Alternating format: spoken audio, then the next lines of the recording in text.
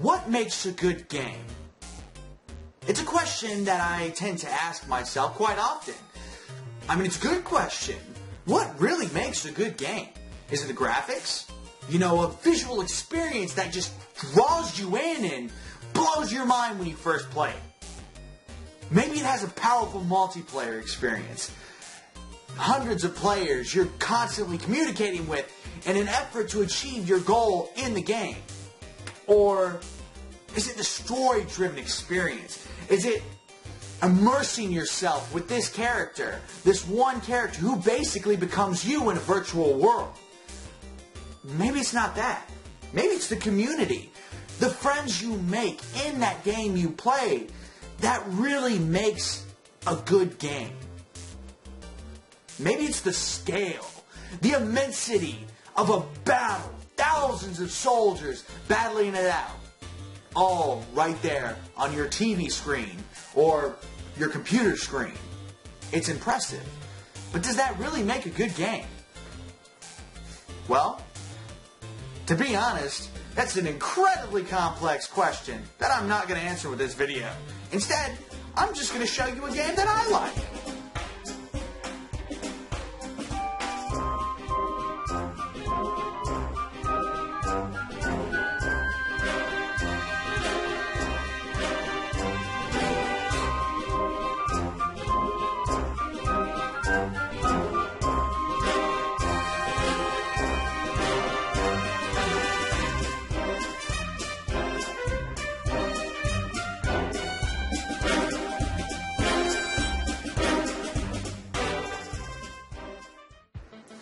Now there's a special place that I hide every single one of the games that I like most, because they come so far and few, because they're gems, and as such they should be treated that way.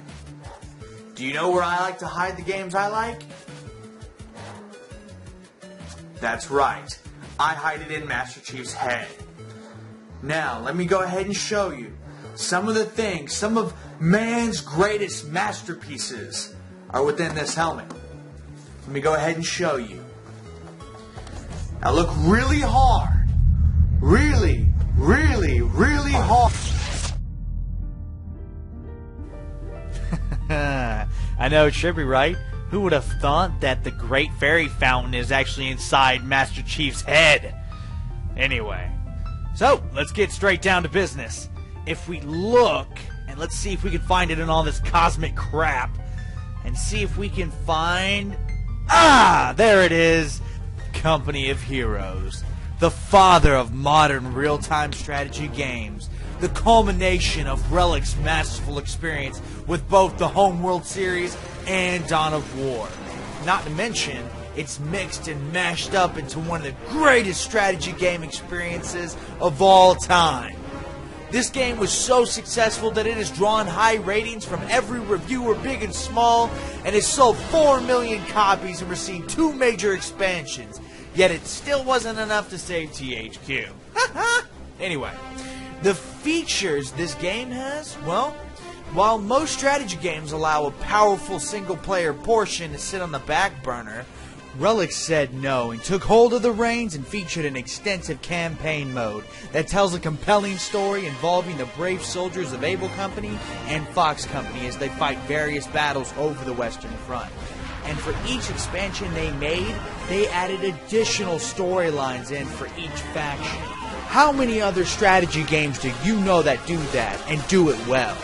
And if the single-player portion isn't enough to sell you on it, you have beautiful graphics made from the Essence engine, an engine designed completely from the ground up to display next-generation graphics at that time, and the Havoc physics engine, so when things go boom, they go boom. So with that out of the way, let's go ahead and get down to some of the nitty-gritties of Company of Heroes. Company of Heroes is a proper traditional RTS, which features resource collection and base building. Yet it borrows from its spiritual predecessor, Dawn of War, in which you only capture points, which then act as allocation centers for your resources. With that said, each one of these allocation centers makes up a resource. You've got the strategic points, which kind of act as a conduit in a sense, while also providing a minimal manpower bonus. You also have fuel, and then you have munitions. Each play their role. Fuel has a very important role in getting upgrades for your troops or your tanks. It's important for building your tanks. Manpower is obviously used in calling in more forces, more tanks, more infantry, so on. And munitions really focuses on like your special abilities or upgrading your soldiers with certain weapons. So now that you've got the resources, it's time to build the buildings. I'm going to show you the Wehrmacht perspective because each of the factions has a different way that their base setup works. The Wehrmacht, you start out with the headquarters, and then you build the Wehrmacht quarters, and then you build the Krieg barracks. And once you throw in the Sturm Armory, the Panzer Command, and the Kampfkraft Center, you have a full-fledged base, ready to launch a heavy, destructive German war. Now, I could go on for days about, all the features that Company of Heroes has. For example, the sophisticated cover system, or maybe even how all the factions are completely different from each other. The British have a mobile base and can drive around and escape, like say they're under attack, they're losing the battle. Well, that's okay, they can just maneuver to the Allies' base and be protected. Or, I could go on about, the differences between units, the differences between tanks, the epic balance the game features, which sometimes can feel unbalanced, but relatively speaking is incredibly balanced. But really, the thing I want to talk about that makes Company of Heroes so fun, and so exciting, and so indomitable and an immersive experience is the multiplayer.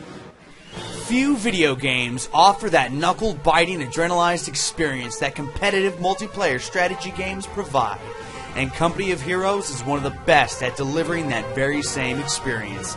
You'll find yourself drawn into the battle, quoting acknowledgments from your troops, intensely managing each drop of fuel, and laughing maniacally when your 30-minute-long plan has finally unfolded to the dismay of your opponent. And let me tell you, when you finally reach your opponent's last building with a column of hard-hitting tanks and battle-hardened infantry, every bit of pride swells when you see this pop up. Dishing out a high-quality product is never easy.